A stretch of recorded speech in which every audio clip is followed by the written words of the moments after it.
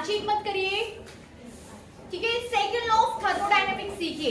First law of thermodynamics आपसे ये कहता है कि पूरे के पूरे कार्य को ऊष्मा में कन्वर्ट किया जा सकता है। मतलब जितना आप कार्य कर रहे हो, जितने अंदर आपके अंदर जितनी एनर्जी होगी, उस पूरा कार्य आप किसको खर्च करने में कर दोगे? ऊष्मा को खर्च करने में कर दोगे। लेकिन सेकंड लॉ ऑफ थर्मोडायनेमिक्स आपसे ये कहता है कि पूरी की पूरी ऊष्मा को कार्य में कन्वर्ट नहीं किया जा सकता। जिस तरीके से संपूर्ण कार्य को आपने ऊष्मा में कन्वर्ट कर लिया 100%, तो 100% ऐसी कोई मशीन नहीं बनी है जो पूरी की पूरी ऊष्मा को किस में बदल दे? कार्य में, ठीक ना। ये हम बोलते हैं ना ऊर्जा संरक्षण का नियम। फर्स्ट लॉ ऑफ थर्मोडायनेमिक्स आपसे क्या कहता है? ऊर्जा संरक्षण या ऊष्मा संरक्षण का नियम बताता है कि आप कितना ही कार्य कर लो, जितनी ऊर्जा आपने व्यय की है वो वापस से आपको कहीं ना कहीं मिल जाएगी। तो ये चीज 100% सत्य नहीं है, ठीक है ना। संपूर्ण कार्य को, ठीक है, नोट कर सकते हैं, कार्य को ऊष्मा में पूर्णतः परिवर्तित किया जा सकता है।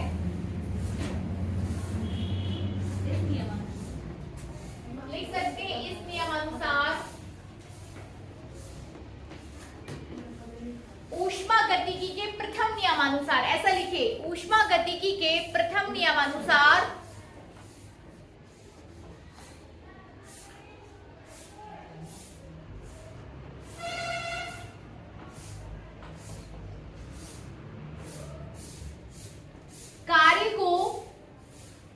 कार्य को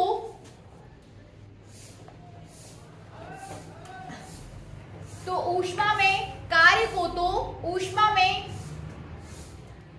लिखिए ना, कार्य को तो ऊष्मा में पूर्णतः परिवर्तित किया जा सकता है,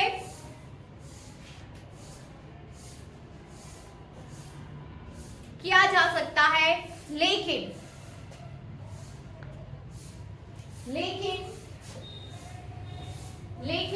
यहां देखिए, लेकिन ऊष्मा को पूर्णतः कार्य में परिवर्तित नहीं किया जा सकता। लिखिए, लेकिन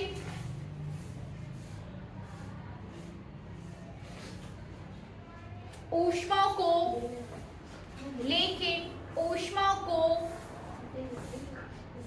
कार्य में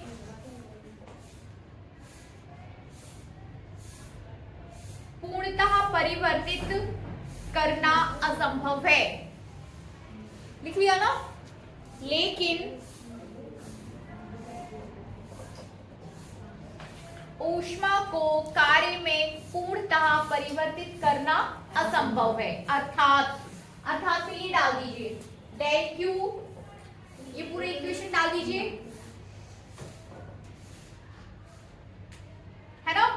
ये हो जाएगा आपका ऊष्मा गतिकी का द्वितीय नियम। ऊष्मा गतिकी द्वितीय नियम अनुसार कर लीजिए आप उसको, ठीक है। तो ऊष्मा गतिकी का द्वितीय नियम क्या बोलेगा आपको? कार्य को ऊष्मा में पूर्णतः कर सकते, पर ऊष्मा को कार्य में पूर्णतः परिवर्तित नहीं किया जा सकता, ठीक है ना। मतलब जितनी हमारे अंदर एनर्जी है उसको हमने काम में बदल लिया, खर्च हो गई, लॉस हो गया, वातावरण में चली गई वो एनर्जी, लेकिन उस एनर्जी को पूर्णतः आप किस में कन्वर्ट नहीं कर सकते? कार्य में। मतलब ऐसी कोई मशीन बनी ही नहीं है जो ऊष्मा को कार्य में बदल दे। कार्य को ऊष्मा में बदला जा सकता है, लेकिन पूरी की पूरी ऊष्मा को कार्य में बदलना असंभव है, ठीक है ना। हाँ, ठीक है। तो ये हो जाएगा आपका ऊष्मा गतिकी का द्वितीय नियम, ठीक है। अब इसमें आपको दो कथन लिखने हैं। लिखिए, ऊष्मा गतिकी के विभिन्न कथन, ऊष्मा गतिकी के द्वितीय नियम के विभिन्न कथन।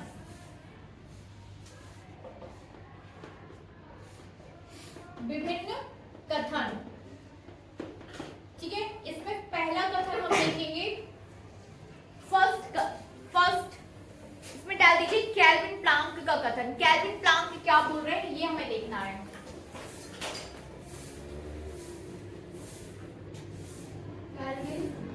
केल्विन प्लांक का कथन, ठीक है ना।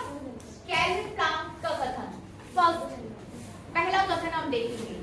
लिखिए,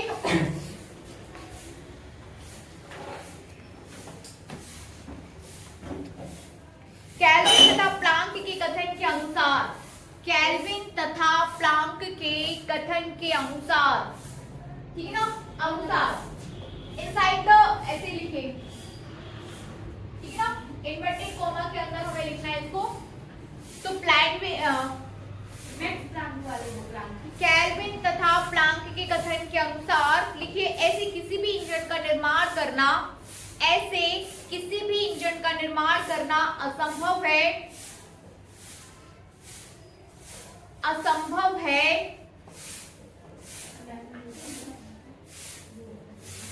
ऐसे किसी भी इंजन का निर्माण करना असंभव है जो कि चक्रीय प्रक्रम में, जो कि चक्रीय प्रक्रम में किसी स्रोत से ऊष्मा लेकर, किसी स्रोत से ऊष्मा लेकर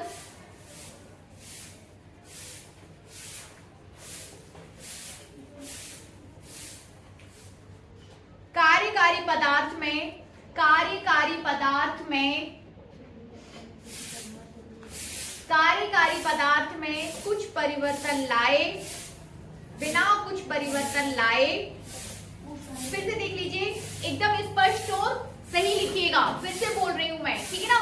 केल्विन तथा प्लांक के कथनानुसार या नियमानुसार, इसके बाद आपको लिखना है, ऐसे किसी भी इंजन का निर्माण करना असंभव है, ठीक है ना, जो कि चक्रीय प्रक्रम में किसी स्रोत से ऊष्मा लेकर, ठीक है ना, किसी स्रोत से ऊष्मा लेकर कार्यकारी पदार्थ में, कार्यकारी पदार्थ में बिना कुछ परिवर्तन किए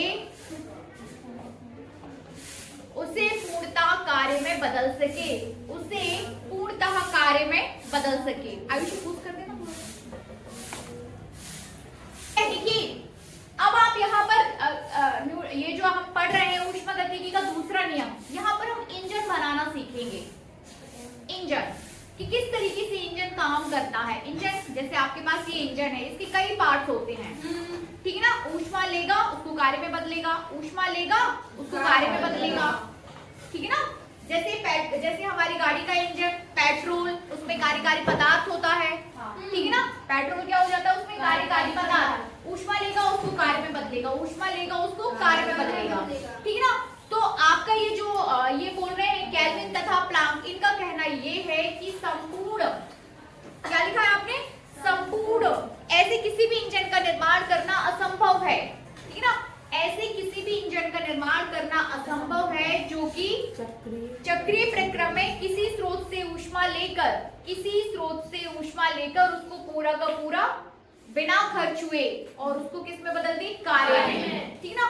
तो बिना लॉस किए आप संपूर्ण के संपूर्ण को कार्य में नहीं बदल सकते, ठीक है ना। जब आप इंजन के स्टेप्स पढ़ोगे ना, तो ये सारे पॉइंट्स आपके एकदम क्लियर हो जाएंगे, ठीक है ना।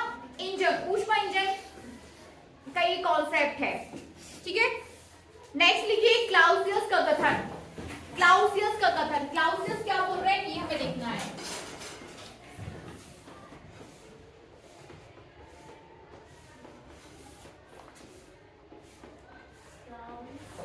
क्लाउसियस का कथन, ठीक है ना। नेक्स्ट टॉपिक हो जाएगा आपका क्लाउसियस। फिर से देखिए, निकाय ए को आप निकाय बी में बदल रहे हो। अब निकाय ए की अवस्था, आपके पास निकाय तो यही है, इसको आप क्या बोल रहे हो, ये कोई निकाय है, ठीक है ना। अभी इसकी अवस्था को हम अवस्था ए बोल रहे हैं। हम इसका अवस्था परिवर्तन करने वाले हैं। क्या करने वाले हैं, अवस्था परिवर्तन। तो अवस्था परिवर्तन करने के लिए आपको क्या करना पड़ेगा, ये निकाय ऊष्मा अवशोषित करेगा, ठीक है ना। जैसे ही ऊष्मा को अवशोषित करेगा, जैसे हमने खाना खाया, ठीक है ना, हमने खाना खाया, हमें ऊष्मा मिली, ठीक है ना। अब ऊष्मा मिली, हमने खाना खाते समय कुछ कार्य किया, ठीक है ना।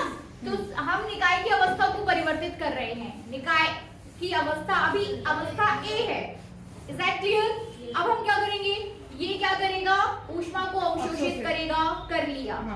ऊष्मा अवशोषित करेगा तो कुछ काम होगा, तो that is denoted by del W. किया गया कार्य वहां पर क्या होगा, डेल डब्ल्यू, ठीक है ना।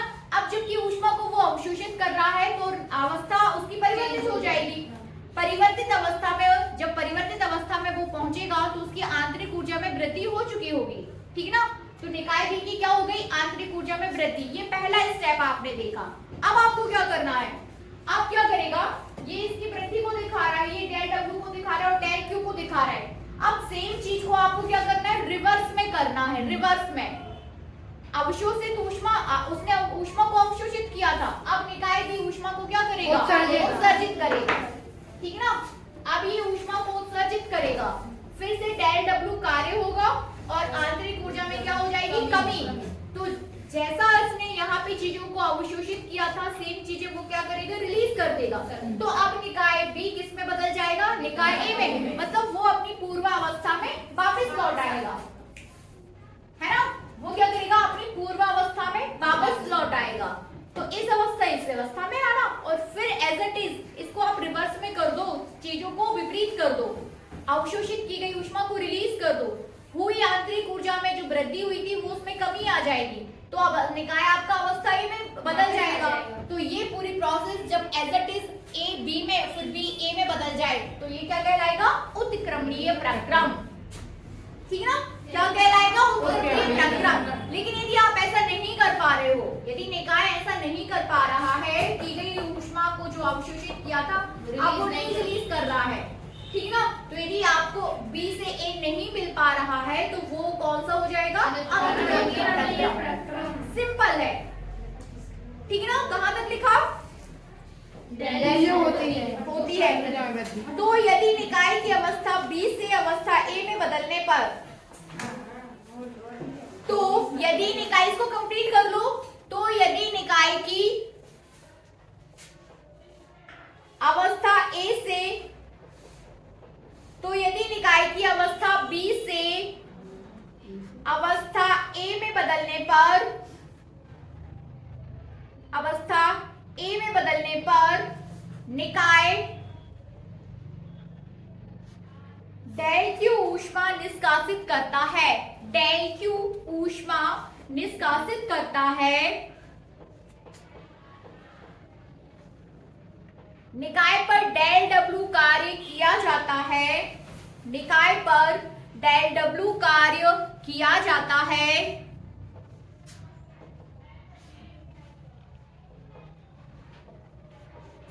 तथा निकाय की आंतरिक ऊर्जा में कमी,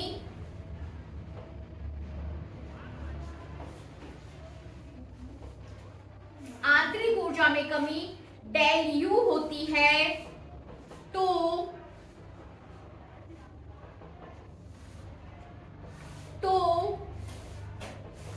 इस प्रक्रम को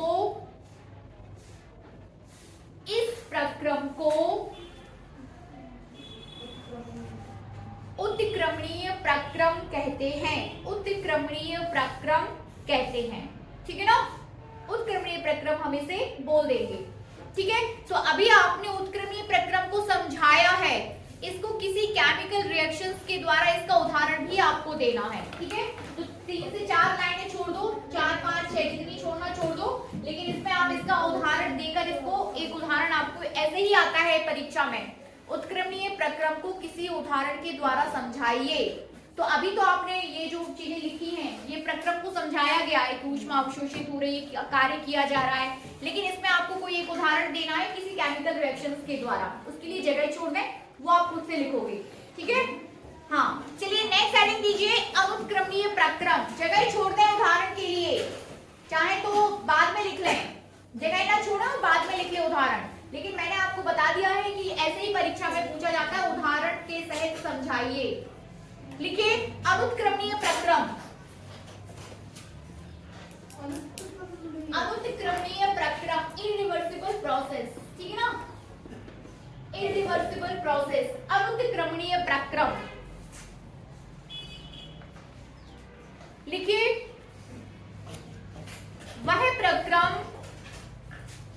ठीक ना, पता तो आपको चल ही गया है कि भाई अनुत्क्रमणीय प्रक्रम क्या होगा, है ना, समझ में आ गया ना। कि ये चीजें यदि पॉसिबल नहीं है कि आप निकाय A को B में तो बदल लेते हो, लेकिन B A में बदलने से इनकार करते भी हम नहीं बदल पा रहे, तो वो हो जाएगा आपका अनुत्क्रमणीय प्रक्रम। चलिए लिख लीजिए इसको, वह प्रक्रम जिसे बिल्कुल ठीक ठीक, जिसे बिल्कुल ठीक उत्क्रमित नहीं किया जा सकता है, उत्क्रमित नहीं किया जा सकता है, अर्थात वह प्रक्रम जो उत्क्रमित करने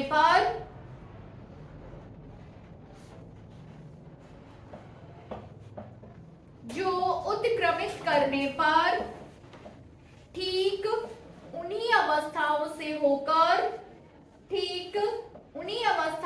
होकर नहीं गुजरता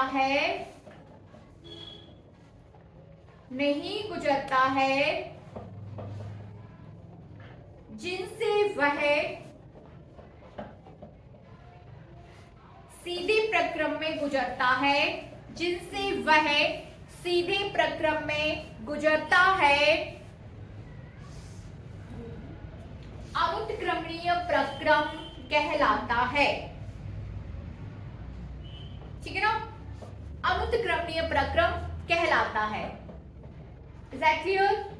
उदाहरण आप इसके भी आपको उदाहरण लिखने हैं, बाद में लिख लीजिए।